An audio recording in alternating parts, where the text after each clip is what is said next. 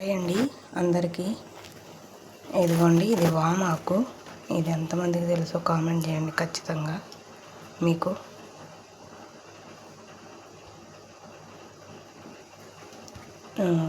ఘాటుగా ఉంటుంది.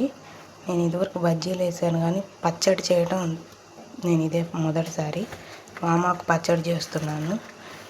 యూట్యూబ్లో చూస్తే చాలా కనపడ్డాయి, కానీ నా స్టైల్లో ఈరోజు ఒకసారి ట్రై చేద్దాంలే అని చూస్తున్నాను. ఇదిగోండి, పచ్చిమిర్చి ఒక 5-6 చిన్నయే కదా, అందుకని కడిగి పెట్టాను. పచ్చిమిర్చి, టమాటా కడిగేసాను. చూద్దాం ఎట్లా వస్తుందో టేస్ట్. నాకు ఎప్పుడు తెలీదు, ఇదే మొదటిసారి నేను చేయడం. వామాకు మంచిదంట తింటే, డైజెషన్ కానీ దేనికైనా సరే మంచిదంట.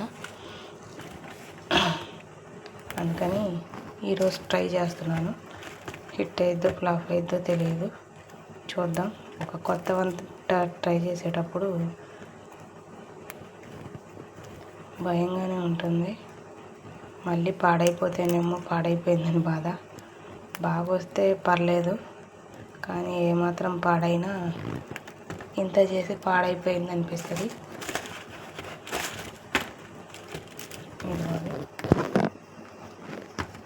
చాలా స్టిఫ్గా ఉంటుంది